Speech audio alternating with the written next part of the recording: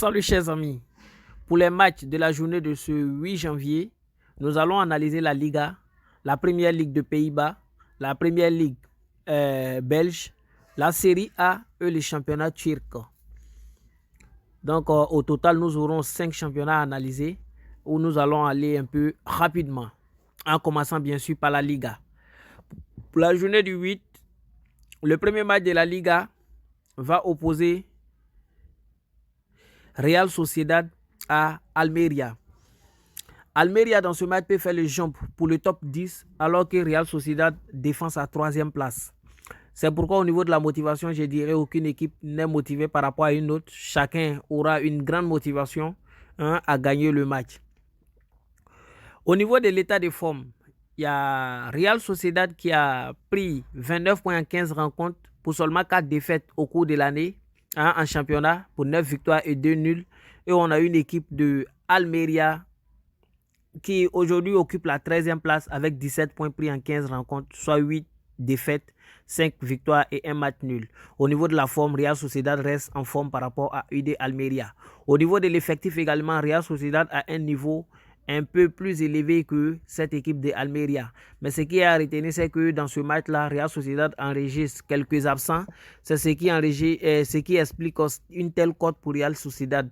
Cependant, je vais aller sur la base du fait que Real Sociedad reste quand même supérieur à cette équipe d'Almeria, malgré, n'est-ce pas, ses absences. Victoire de Real Sociedad dans ce match, une cote 2, ça peut se tenter en individuel. Le second match, c'est entre Rayo Vallecano et Real Betis. Ici, Rayo Vallecano a une période d'invincibilité avec 7 matchs sans défaite et Real Betis a enchaîné 3 matchs sans victoire. En Liga, bien sûr. Ici, Real Betis cherche à prendre des points, n'est-ce pas, pour espérer coller ses poursuivants directs pour une place de qualification en Ligue des Champions l'année prochaine. Et Rayo Vallecano également cherche à une qualification pour une place européenne. Pas de motivation d'une équipe par rapport à une autre. Au niveau de l'état de forme, aucune équipe n'est en forme par rapport à son ami parce que Real Betis, sur les 15 confrontations, a fait 7 victoires et Rayo Vallecano pour 6 victoires. Mais au niveau des matchs nuls, Real Betis enregistre 4 et Rayo Vallecano enregistre 5 pour 4 défaites chacune. Je pense qu'il n'y a pas d'avantage d'une équipe par rapport à une autre au niveau de l'état de forme quand on regarde l'ensemble des matchs joués en Liga. Et au niveau de l'effectif, Betis reste quand même très expérimenté avec un effectif qui reste quand même au-dessus sur le papier par rapport à cette équipe de Rayo Vallecano. Je pense que dans ce match-là, où Betis, Séville, est en quête de points pour, n'est-ce pas, se coller davantage ou pourquoi pas détrôner Athletic Bilbao ou Athletic de Madrid, pourrait être un match assez compliqué pour Rayo Vallecano. En dépit de l'invincibilité de cette équipe, je pense que Real Betis ne peut pas perdre ce match. C'est pourquoi je vais aller sur la base de Real Betis au match nul, une cote 1,64. C'est une bonne cote, voilà, qu'on peut tenter. Le troisième match oppose Séville à Retafe. Les deux équipes cette année, ça ne va pas trop et les deux cherchent à prendre des points pour s'éloigner de la zone rouge. Séville même pour sortir de la zone rouge et Retafe pour s'éloigner davantage. Donc pas de motivation d'une équipe par rapport à une autre. L'avantage de Séville, c'est que Séville joue à domicile. Et actuellement, ça ne va pas chez Séville, surtout défensivement. Et au niveau de l'état de forme, actuellement, Retafe, pour ses 15 sorties, a perdu 6 matchs pour 4 victoires et 5 matchs nuls. Quant à Séville, a perdu, n'est-ce pas, 7 matchs pour 2 victoires seulement en saison et puis 6 matchs nuls. C'est un peu compliqué pour cette équipe de Séville face à Retafe qui est un peu en forme par rapport à cette équipe de Séville. Au niveau de l'effectif, Séville a un léger avantage sur le papier par rapport à Retafe. Mais Séville enregistre quelques blessés. Même malgré ces blessés-là, je pense que ce match sera assez compliqué pour Retafe. Surtout que cette équipe de Séville joue à domicile. Je pense que Séville ne va pas perdre ce match. Dans ce match-là, je vois simplement les deux équipes trouver le chemin des filets parce que défensivement, Séville, ça ne va pas. C'est pourquoi on va aller sur la base du fait que dans ce match-là peut finir par Séville ou match nul et il y a au moins 2 buts dans le match. Voici la cote, une cote 1,72. Donc Séville ou match nul et il y a au moins 1,5 but dans le match. C'est une cote 1,72, une très belle cote. Le dernier match en Espagne, c'est bien entre Atlético de Madrid et Barcelone. Ici, Barcelone cherche à prendre des points pour conserver sa première place et Atlético de Madrid cherche à prendre des points pour arracher la troisième place à Real Sociedad en cas de la moindre erreur. En fait, les deux luttent pour une place très importante, disons. Et au niveau de la motivation, on ne dira pas qu'une équipe est motivée par rapport à une autre. Au niveau de l'effectif, c'est le même niveau. C'est le même niveau sur le papier. Voilà, aucune équipe n'est au-dessus de son ami, avec l'absence même, bien sûr, du meilleur buteur barcelonais, qui est en même temps le meilleur buteur de la Liga, Robert Lewandowski. Suite à la décision finale de l'arbitre, il ne jouera pas ce match. Donc ici, ça va vraiment peser sur Barcelone. C'est un match qui va vraiment peser sur Barcelone. Au niveau de la forme, aucune équipe n'est en forme que son ami. Parce que quand on regarde sur les 15 confrontations, Barça a perdu un seul match, 7, contrairement à Atlético de Madrid qui a perdu 4 matchs. Mais quand on regarde sur les récents matchs, on se rend compte que Barcelone est carrément à côté. Ce match-là, je sais que les deux équipes vont marquer, mais Atlético ne va pas perdre. Atlético ne va pas perdre. C'est pourquoi je pense que dans ce match-là, la victoire ou nulle de l'Atlético de Madrid peut se tenter une cote 1,64. C'est une très belle cote. Ceux qui veulent un autre pronostic, c'est les deux équipes marquent simplement. Maintenant, si vous ne voulez pas jouer deux types de pronostics, vous prenez résultat les deux marques, vous jouez Atlético ou de Madrid au nul et les deux équipes vont trouver le chemin des filets simplement. Ou bien vous jouez simplement Atlético de Madrid au nul et à 2 buts dans le match. Je pense que la cote est élevée. Atlético de Madrid au nul, 2 buts dans le match, c'est une cote 2,17. Je pense que ça peut se tenter. Pour moi, ça peut passer. Voilà. Les Barcelonais, vous allez m'excuser, mais j'essaie d'être un peu plus vrai dans mes pronostics. Barça, la forme actuelle de Barça, ils ne pourront pas tenir tête à cette équipe de puisqu'il n'y a pas attaquant demain, il n'y a pas Ousmane Dembélé que je vois. Les Rafinha, c'est des rateurs. Voilà, ils ratent beaucoup. Il y a Memphis Depay qui marque, mais souvent aussi lui déconne. Donc, je ne pense pas que Barça pourra s'imposer dans ce match-là à Madrid. Je vais poursuivre avec la Série A avant de revenir sur les autres championnats. Gestion du championnat italien, le premier match oppose Salernitana à Torino. Dans ce match, au niveau de la motivation, aucune équipe n'est motivée par rapport à une autre. Car simplement, Salernitana cherche à prendre des points pour sortir de la zone rouge et Torino aussi cherche à prendre des points pour, n'est-ce pas, espérer une qualification pour une place européenne pour l'année prochaine. Au niveau de l'état de forme, Torino reste quand même très en forme que Salernitana actuellement. Torino aujourd'hui occupe la 10e place avec 22 points, pris en 16 matchs, soit 6 défaites sur l'année pour 4 nuls et 6 victoires. Contrairement à Salernitana qui a 17 points pris en 16 matchs, soit seulement 4 victoires au cours de l'année pour 5 nuls et 7 défaites. Et au niveau de l'effectif également et de l'expérience, Torino reste quand même très expérimenté et largement au-dessus sur le papier par rapport à Salernitana. C'est pourquoi je pense que dans ce match-là, combiné, n'est-ce pas, et les niveaux de forme à l'expérience, simplement, pour moi, Torino va s'imposer dans ce match. Et il aura au moins 2 buts dans le match également.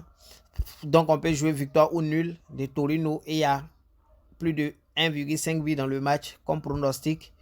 Une cote 1,78. C'est bon? Une belle cote qu'on peut tenter en individuel. Je tombe sur le match qui oppose Lazio à Empoli. Ici, Lazio cherche à prendre des points pour espérer rejoindre le top 4 de manière provisoire, alors qu'Empoli cherche à prendre des points pour accroître son avancée sur la zone rouge. Et la semaine dernière, déjà, Empoli avait fait un match nul lors de l'ouverture, contrairement à Lazio qui avait perdu son match. Mais sur l'ensemble, Lazio reste quand même très en forme qu'Empoli et au niveau de l'effectif également, ils sont un peu supérieurs à cette équipe d'Empoli sur le papier. Expérience également. Je pense simplement que dans ce match-là, Empoli pourrait souffrir face à Lazio. Je vais aller simplement sur la base de la victoire de Lazio. Entre Spezia et Lecce, c'est un match assez intéressant. Les deux équipes sont vraiment deux équipes qui se connaissent. Ils se sont confrontés plusieurs fois. Vous pouvez voir les statistiques à votre niveau. Vous saurez ce qui se passe en réalité entre ces deux équipes. Et je pense que dans ce match-là, simplement, le niveau de forme de Lecce est légèrement au-dessus de la forme actuelle de Spezia. Et au niveau de l'effectif également, sur le papier, ils ont un léger dessus par rapport à Spezia. Et en plus, ils n'ont pas d'absent majeur. Et je pense que dans ce match-là, ils ont tous les rudiments pour tenir tête à cette équipe de Spezia. Victoire ou nul de Lecce, pour moi, ça peut passer. Voilà, je pense que c'est un très bon pronostic. Victoire ou nul de Lecce. Spezia ne pourra pas s'imposer face à cette équipe. Et ce qui est intéressant dans ce match-là, je pense que les deux équipes également vont trouver le chemin des filets. Voilà, du coup, on peut tenter Lecce ou match nul et 2 buts dans le match. Ou encore, pourquoi pas, tenter simplement les deux équipes vont trouver le chemin des filets. Il y a Sampdoria qui joue face à Napoli. Sampdoria actuellement, cette année, c'est pas la forme. C'est une équipe qui vraiment cherche à tout prendre des points pour sortir de la zone rouge. Cette équipe a pu battre malheureusement Sassuolo la semaine dernière. Je vais dire heureusement pour eux, mais malheureusement pour Sassuolo. Et Napoli cherche à prendre des points pour accentuer son avance ou son avantage par rapport à Milan et Juventus pour espérer finir premier de ce championnat. Et ils ont toutes les capacités pour bien finir cette année. Je pense que dans ce match-là, simplement, Napoli va gagner le match sans souci. Victoire de Napoli. Je tombe enfin sur le match qui me plaît le plus, c'est le match Milan-Roma. Ça, c'est un derby. Un grand derby d'ailleurs. Milan actuellement est deuxième avec 2 longueurs d'avance sur Juventus et 3 longueurs d'avance sur Inter de Milan. Mais 6 longueurs d'avance sur Roma. Roma va chercher à prendre des points pour monter dans le top 4 pour espérer une qualification pour, n'est-ce pas, la Ligue des Champions l'année prochaine, alors que Milan se cherche à coller davantage Napoli et ne pas se faire détrôner par cette équipe de Juventus. Je pense que dans ce match-là, l'envie va pousser chaque équipe à trouver forcément le chemin des filets. Pour moi, les deux marques, c'est un safe, une cote 1,89. Pour moi, c'est un cadeau. Je pense que ça devrait passer. C'est le dernier match en Italie. Et je tombe enfin sur le championnat du Pays-Bas. Le premier match, c'est entre Utrecht et Feyenoord. Un match assez intéressant. Deux équipes qui se maîtrisent, qui se connaissent. Actuellement, Feyenoord occupe la première place, mais je pense que cette année, ce n'est pas mérité. Voilà, c'est vrai que PSV et Ajax ont connu pas mal de turbulences qui a permis à Feyenoord de monter là. Mais je pense que Feyenoord, pour moi, ils vont redescendre dans le classement. Peut-être dans le top 3 ou top 4, mais pas à la première place. Face à cette équipe de Utrecht qui s'est marquée, cette équipe-là marque beaucoup. Et quand vous regardez les têtes à tête des deux équipes, vous allez savoir que Utrecht, c'est une équipe qui marque beaucoup. Et même quand vous regardez les récents matchs de cette équipe, seulement qu'elle finit par trop encaisser. Et ça fait qu'elle perd souvent les matchs. Je pense que dans ce match-là, simplement, les deux équipes vont marquer. Voilà, vu l'état défensif de Feyenoord. Le second match, c'est entre Cambuur et Volendam. Ici aussi, c'est la même chose. L'état défensif des deux équipes, pas trop ça. Les deux équipes encaissent beaucoup.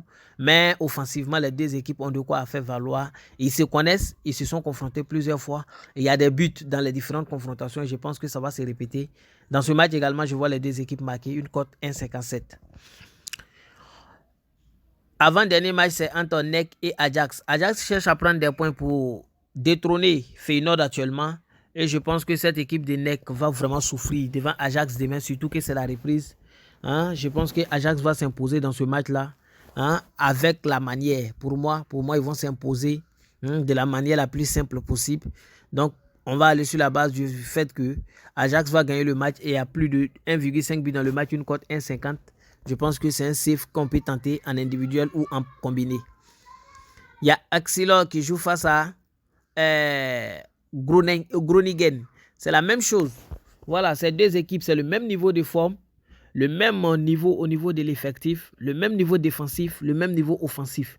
Et ces deux équipes, quand ils se croisent, il y a pas mal de buts. Voilà, il y a beaucoup de buts dans leur confrontation. Et je pense que dans ce match-là, au moins une équipe va trouver le chemin d'affiler 2 fois. Hein? Mais n'empêche que l'autre équipe finisse par marquer. Donc, on va aller sur la base du fait qu'une équipe gagnera le match, mais les deux vont marquer simplement une cote 2.2. C'est le safe. Je pense que ça devrait passer normalement. Une cote 2.2.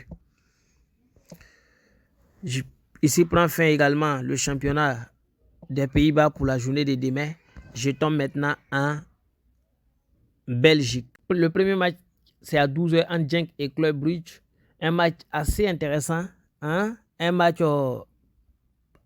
je dirais, prolifique, où il y aura vraiment pas mal de buts. Regardez les différentes confrontations des deux équipes. C'est toujours VV8 et je pense que l'histoire va se répéter. Actuellement, au niveau du classement, Genk occupe la première place avec 46 points et Club Brugge est quatrième avec 34 points. Club Brugge va chercher à prendre des points pour, n'est-ce pas, effacer Royal Antwerp, pourquoi pas Royal Union Saint-Gilloise. Et dans ce match-là, je pense qu'il y a une envie de jouer et les deux vont finir par marquer simplement et une équipe va remporter le match VV8. Je pense que ça peut passer également. Le second match, c'est entre Zulte Waregem et Michelem. Ici, les deux équipes également se connaissent. Ces deux équipes, quand ils se croisent, il y a pas mal de buts. Et au niveau de la forme actuellement, Zulte Waregem occupe aujourd'hui la 17e place et Michelem occupe la 14e place. Donc les deux équipes voudront prendre des points pour s'éloigner de la zone rouge. Et je pense que le match sera tellement chaud que les deux vont finir par trouver le chemin d'affiler une cote 1.5. Le match qui oppose Anderlecht à Royal Union Saint-Gilloise. Ça aussi, c'est un match assez intéressant. Hein? Et pour les deux équipes, ils se connaissent, ils se maîtrisent. Ces deux équipes voilà, ont beaucoup joué en championnat belge ensemble, la première ligue. L'année dernière, Union Saint-Gilloise était premier. Cette année, ils occupent la deuxième place. Et Anderlecht est actuellement mal classé 11e, mais est très expérimenté. Et je pense qu'ils vont causer d'énormes problèmes à Union Saint-Gilloise. Hein? Et dans ce match-là, on va aller sur la base de 2,5 buts dans le match. Je pense que ça va marcher parce que pour moi, au moins une équipe va marquer 2 fois. Et les deux vont marquer. Donc, je vais sur la base de 3 buts dans le match. Je pense que ça devait passer une cote 1,87. Je tombe sur Leuven et Kortrijk. Ici, c'est l'expérience qui va jouer vraiment le match. On va aller directement sur la victoire de Leuven parce que ce soit au niveau de l'état de forme actuellement, au niveau de l'effectif, je pense que Leuven a un grand avantage par rapport à cette équipe de Kortrijk en plus de l'expérience. Et je pense que Leuven va profiter de cette supériorité-là pour s'imposer. Actuellement, Kortrijk va chercher à prendre des points 7 pour sortir de la zone rouge. Mais face à une équipe de Leuven qui cherche à négocier une place européenne, je pense que ça va être assez facile pour cette équipe de Leuven, simplement une victoire sèche. Voici un peu ce qui est pour le championnat belge. On retourne en Turquie pour finir. Le premier match en Turquie, c'est entre Fatih et Konyaspor. Ce match, c'est un match qui sera assez intéressant. Fatih, toutes ces dernières sorties, voilà, c'est bas pour remonter dans le classement. Ils ont connu un début difficile. Konyaspor également, mais Konyaspor est remonté et aujourd'hui occupe la 7e place. Fatih cherche à prendre des points pour, n'est-ce pas, s'éloigner davantage de la zone rouge. Et les deux équipes ont eu plusieurs confrontations. Vous pouvez regarder, à chaque fois qu'ils se rencontrent, les deux équipes parviennent à trouver le chemin d'affiler et une équipe gagne. L'histoire va se répéter pour moi parce que quand tu regardes les dernières sorties de Konyaspor, ils ont marqué dans l'ensemble des dernières sorties, de même que Fatih qui marque beaucoup. Mais voilà, défensivement, ils ne pourront pas se tenir. Je pense que les deux vont trouver le chemin d'affiler, une cote 1,58. Le second match, c'est entre Giresunspor et Umraniyespor. Dans ce match, actuellement, Giresunspor est en train de bien monter. Et actuellement, ils se retrouvent, surtout au niveau du milieu du terrain, ils se retrouvent, ils sont bien costauds et très rapides. Je pense qu'ils vont causer d'énormes problèmes à cette équipe de Umraniyespor qui cherche, n'est-ce pas, à fuir l'avant-dernière place pour ne pas être détrôné à la fin par Istanbul. Dans ce match-là, je ne vais pas sur la base des deux marques, mais je vais simplement sur la victoire ou nul de Giresunspor, une cote 1,38. Hein? Et je pense qu'il aura 2 buts dans le match. Voilà, on va tenter cela. Au moins, voilà, 1 ou nul, plus de 2 buts dans le match, une cote 1,75. Voilà, je vous donne ces paris-là parce que moi, je joue des paris individuels, je rappelle. Chacun va choisir en fonction de, voilà, lui aussi, ses connaissances. Il y a Ankara-Goukou qui joue face à Kayseri Sport. Ici, c'est un match où Ankara-Goukou est un peu en forme, légèrement en forme que Kayseri Sport actuellement. Mais l'expérience va beaucoup jouer dans ce match. Et pour moi, je pense que Kayseri Sport ne peut pas perdre ce match. Je vais sur la base de la victoire ou nulle de Kayseri Sport. Hein, bien que Ankara-Goukou soit un peu au-dessus au niveau de la forme par rapport à Kayseri Sport actuellement. Je tombe enfin sur le match qui oppose Fenerbahçe à Galatasaray. Ici, c'est un derby, un grand derby d'ailleurs, où Fenerbahçe cherche à prendre des points pour reprendre la première place et Galatasaray cherche à conserver cette première place. C'est un match où il aura assez de buts. Les deux équipes vont marquer. Ça, c'est un pronostic cadeau et safe. Voilà, je pense qu'une équipe va finir par gagner. C'est VV8. Dans ce match-là, on ne va pas trop parler de ce truc. Quand on regarde les têtes à tête, on se rend compte que ces deux équipes également se sont rencontrées plusieurs fois. Même si pas toujours il n'y a pas eu de but, les deux équipes n'ont pas marqué dans l'ensemble des matchs. Il faut regarder les récents matchs, les récentes sorties de ces deux équipes pour comprendre que cette année, offensivement, ils sont assez en forme et ils vont finir par trouver, n'est-ce pas, de part et d'autre, le chemin des filets. C'est pourquoi je vais sur la base de VV8. Je pense que ça va passer. Une cote 1,57 pour les deux marques. Maintenant, lui qui veut tenter le VV8, je pense que c'est une cote résultat les deux marques. Une cote 2,32, 1 ou 2. Et les deux équipes marquent une cote 1,32. Pour moi, ça pouvait passer. Donc, voici un peu ce que je pense de la journée de demain. Je vais m'arrêter là. Mais avant de vous quitter, je tiens à rappeler que je ne donnerai pas de coupon ici. Demain, je vais réfléchir bien ce soir pour faire 1 ou 2 coupons. Voilà, d'une cote au moins 5,5 que je vais balancer dans le groupe Telegram. Je vous invite à rejoindre ce groupe. Voilà, merci à vous et bien des choses à vos familles. Et bonne chance à tout le monde.